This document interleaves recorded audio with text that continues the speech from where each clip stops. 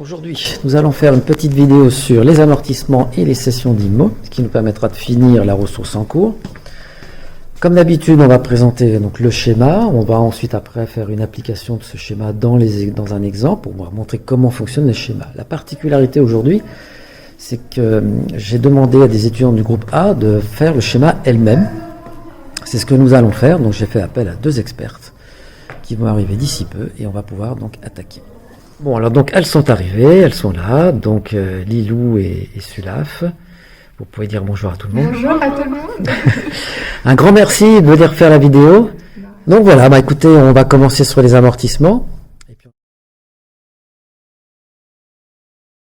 Une entreprise est amenée au cours de son existence à acheter des biens, mais des biens durables, c'est-à-dire des biens qu'elle va utiliser un certain nombre d'exercices. La particularité de ces biens, c'est qu'ils sont mis dans des comptes d'immobilisation et non en charge. Et on va constater l'usure du bien ou l'étalement de la valeur de ce bien dans le temps pour pouvoir constater que comme on va l'utiliser pendant un certain nombre d'exercices, eh bien on va étaler aussi le montant de l'achat sur un certain nombre d'exercices. C'est ce qu'on appelle un amortissement. Un bien, il faut déjà l'acheter, qui va avoir un coût d'acquisition, c'est ce qu'on avait vu au SA. Un coût d'acquisition, c'est un prix d'achat plus les frais accessoires nécessaires pour la mise en état d'utilisation du bien. Dire jusqu'à ce que j'appuie sur le bouton ON de la machine et à ce moment-là, après, on commence la production. Une fois qu'on a déterminé le coût d'acquisition, on passe l'enregistrement comptable via l'acquisition et en fin d'exercice, pour les opérations d'inventaire, on va commencer à faire l'amortissement et la première question à se poser, c'est de savoir s'il y a une valeur résiduelle, c'est en gros une valeur de revente. Évidemment, cette valeur de revente, il faut l'estimer à l'achat. C'est pas évident. Ça explique pourquoi il y en a très peu dans la réalité. Mais dans les cas scolaires, on en a. Donc, si on est dans le cas où on n'a pas de valeur résiduelle, c'est en gros la plupart du temps. Dans ces cas-là, notre base d'amortissement, ça va être le coût d'acquisition, c'est tout. C'est-à-dire le coût d'acquisition qui se trouve juste au-dessus. Ce que j'ai mis dans le compte de classe 2. 2182, 215 pour les machines, 213 pour les constructions, etc. Et ensuite, quand je vais faire mon amortissement, il va falloir que je me demande si je suis en amortissement linéaire, c'est en gros une répartition uniforme dans le temps. Mon critère, c'est le temps. Donc, si je n'utilise pas l'amortissement linéaire, alors à ce moment-là, je dois utiliser un autre critère qu'on appelle des unités d'œuvre, c'est en gros un autre critère. Quelque chose de vraisemblable qui permet d'étaler dans le temps la valeur de ce bien. Alors, des unités d'œuvre, ça va être des kilomètres parcourus pour un véhicule, ça va être des biens produits par une machine, etc. J'utilise quelque chose de vraisemblable. Si par contre j'utilise l'amortissement linéaire, eh bien je fais une répartition uniforme dans le temps. Donc là, ici, ma base d'amortissement va être multipliée par un taux qui est égal à 1 sur le nombre d'années d'amortissement. Si je fais 1 sur 5, j'aurai 20% par exemple, un cinquième. Et puis après, éventuellement, il peut y avoir un prorata temporis parce que, évidemment, j'achète mon immobilisation, mais pas forcément le 1er janvier. Donc, on va avoir pour le premier exercice ou le dernier exercice d'amortissement, éventuellement un prorata, c'est-à-dire on va prendre un morceau d'année.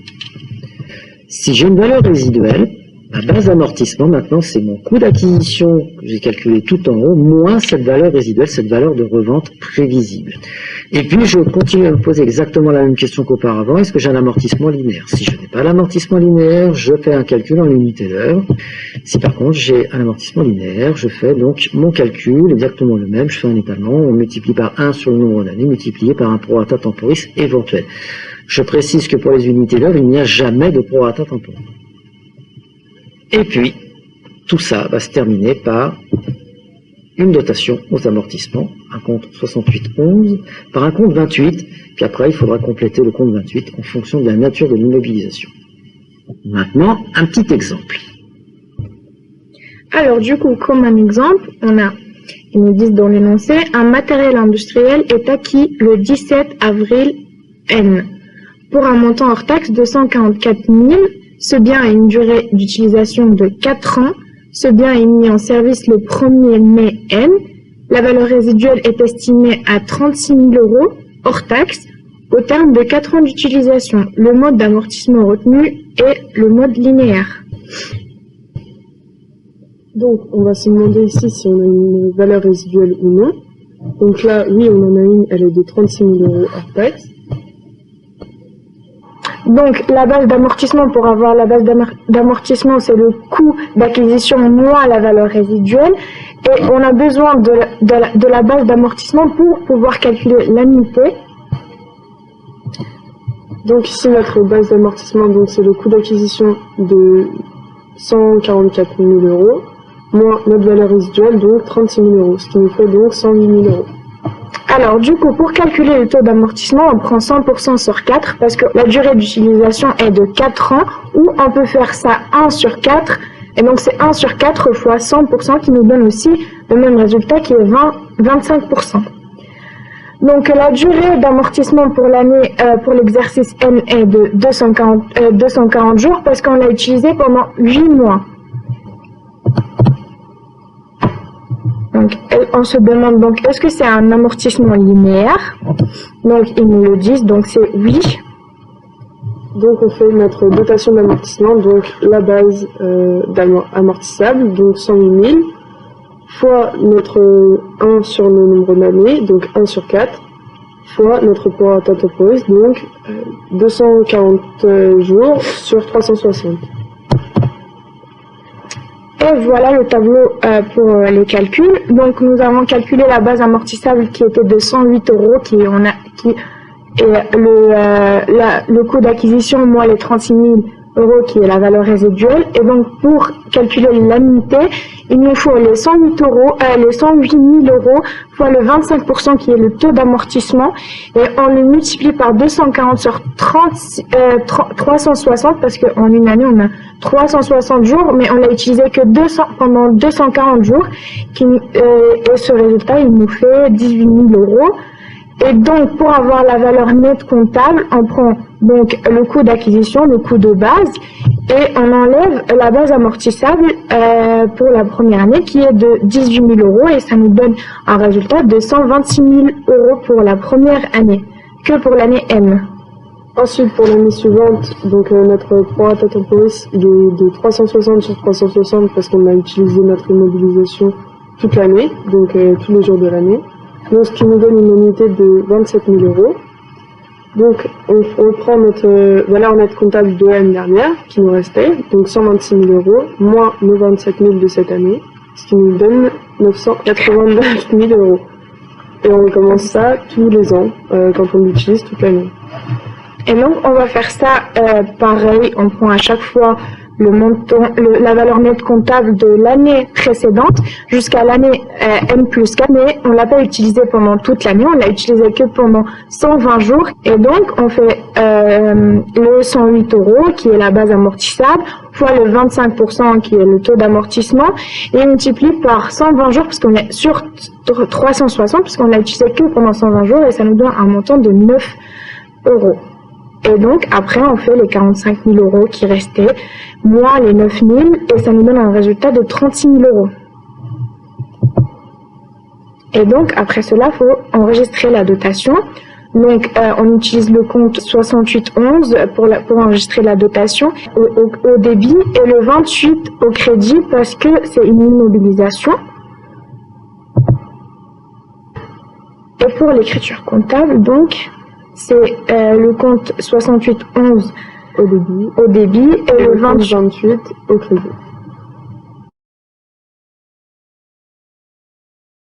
Deuxième partie, synthèse sur les cessions d'immobilisation. J'ai fait l'acquisition d'immobilisation, je les ai amorties. Une fois que les immobilisations sont complètement amorties, je peux continuer à utiliser le bien pendant 50 ans si j'en ai envie. Tant que l'immobilisation fonctionne, il n'y a aucun problème. Par contre, je peux aussi céder le bien au cours de son existence. Je peux aussi le jeter, c'est ce qu'on appelle une mise au rebut, où on peut mettre une machine à la ferraille parce qu'elle est devenue complètement obsolète. Pour faire cette synthèse sur les cessions d'immo, il faut toujours garder à l'esprit qu'il y a 3 opérations quand il y a une cession. On doit amortir éventuellement le bien jusqu'à la date de cession. Je bien dit éventuellement, il peut être complètement amorti, dans ces cas-là, c'est plus la peine. Donc si c'est pas le cas, donc on fait un amortissement. Ensuite, on va sortir le bien de l'actif puisqu'on ne le possède plus, et on va faire une vente. Alors là, on peut le faire dans n'importe quel sens, ces 3 opérations. Le tout, c'est de faire ces 3 opérations. Donc, première opération, j'ai une cession. Quand j'ai une cession, d'abord, je me pose la question de savoir si elle est totalement amortie ou pas. Si ce n'est pas le cas, il faut que je fasse une dotation du premier jour de l'exercice, le 1er janvier si je suis à l'année civile, jusqu'à la date de cession. Je possède le bien, donc je dois amortir ce bien. Donc, il faut amortir l'immobilisation jusqu'à la date de cession. Je fais une écriture comme ça a été décrit auparavant, 6811 dotation par un 28 quelque chose. Donc, du 1er janvier à la date de cession. Ensuite, il faut donc sortir l'immobilisation de l'actif, puisqu'on ne la possède plus. Donc, on va passer un compte pour la valeur d'origine au crédit, pour pouvoir sortir le bien de l'actif. Il était au débit avant, je le passe au crédit, donc je ne l'ai plus. Je vais annuler mes comptes 28 qui d'habitude allaient au crédit au-dessus. Ben, dans ces cas-là, je vais cumuler tous mes amortissements que j'ai mis en compte 28 et je vais les annuler en bloc par un débit. Et la différence entre la valeur d'origine et le cumul des amortissements va me donner une VNC, la valeur nette comptable, ou la cote Argus d'un véhicule si vous préférez, que je vais constater dans un compte 675, valeur nette comptable des éléments d'actifs cédés. Si l'IMO est complètement amorti, eh bien, il y a une étape que l'on n'a pas besoin de faire, on n'a pas besoin d'amortir le bien jusqu'à la date de cession. Donc, ici, pas de dotation aux amortissements. Par contre, je dois toujours sortir le bien de l'actif, ça ne change pas. Donc, ici, je vais avoir une valeur d'origine que je vais annuler dans le compte 2 au crédit, et en cumul des amortissements, normalement, je dois avoir exactement le même montant, sauf s'il y a une valeur résiduelle, éventuellement, c'est sûr. Mais sinon, normalement, les deux comptes s'annulent. Je reprends donc mon schéma, je viens de sortir le bien de l'actif. Dernière étape, il faut se demander s'il y a une mise au rebut. Est-ce que j'ai jeté l'immobilisation? Si je ne l'ai pas jeté, je l'ai vendu. Donc, si ce n'est pas une mise au rebut, c'est une vente. Donc, on constatait une vente, sauf qu'on ne va pas prendre un 411 ordinaire, mais un compte 462, cession d'éléments d'actifs cédés. On va constater un 775 pour la valeur hors taxe, et puis on va constater une TVA collective puisqu'on vend un bien. Si c'est une mise au rebut, évidemment, il n'y a pas d'écriture puisque vous vous êtes contenté de prendre l'immobilisation, vous l'avez jeté, ou qu'un ferrailleur est venu récupérer la machine. Donc, un petit exemple pour arriver à clarifier tout ça. Donc alors, l'énoncé de notre exemple.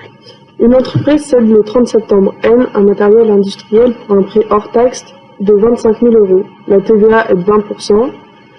Donc ce bien avait été acquis le 17 juillet de N-2 pour un montant de 57 000 € hors taxe. Il avait été mis en service le 1er août N-2 et l'amortissement est calculé selon le mode linéaire, donc tous les ans pareil, sur une durée de 5 ans. La valeur résiduelle est nulle au bout des 5 ans. Et l'exercice comptable coïncide avec l'année civile. Alors, tout d'abord, il faut donc se demander est-ce que l'immobilisation est-elle totalement amortie? Dans ce cas-là, elle n'est pas totalement amortie. Il faut donc faire l'amortissement jusqu'à la date de cession. Ça veut dire jusqu'à la date où on a décidé de vendre cette immobilisation. Et donc, pour cela, il faut d'abord enregistrer les amortissements. Pour notre amortissement, pour l'enregistrement, on met un compte 6811 au débit et le compte 28 au crédit. Pour trouver nos 8550, donc on prend notre 57 000 € de notre coût d'acquisition, on divise en 5 parce qu'il y a 5 ans d'amortissement, donc ce qui nous fait 11 400 €, qu'on va multiplier par 9 sur 12 parce qu'on l'a cédé le 30 septembre, donc il y a 9 mois. Donc 9 sur 12 qui nous donne 8500 €. Alors ensuite, comme on a déjà enregistré l'amortissement jusqu'à la date de cession, après il faut le sortir de l'actif puisqu'on va le vendre. Et pour cela, il faut d'abord on enregistre le matériel industriel, c'est-à-dire le compte 21, puisque c'est une immobilisation, et donc elle nous a coûté 57 000 €. Donc après on enregistre aussi les amortissements du matériel industriel, ça veut dire tous les amortissements sur les 5 ans, et ça nous donne une somme de 24 700 €. Et après, pour avoir la valeur comptable, tout ce qu'il faut faire, c'est le coût d'acquisition moins les amortissements, et ça nous donne un total de 32 300 €. Après, ce qu'il faut se demander, est-ce qu'elle est mise au rebut? Et donc, ici, non, elle n'y est pas, donc on doit faire un enregistrement comptable. Donc, cet enregistrement, donc, on vend notre immobilisation 25 000 €, donc dans le compte 775, on enregistre les 25 000 € au crédit. Ensuite, on met une TVA de 20%, donc toujours au crédit. Puis notre compte 462 au débit avec notre total de donc 30 000 €. C'est comme une vente, mais c'est juste une vente exceptionnelle parce que c'est rare qu'on vend nos immobilisations. Et voilà, c'est tout.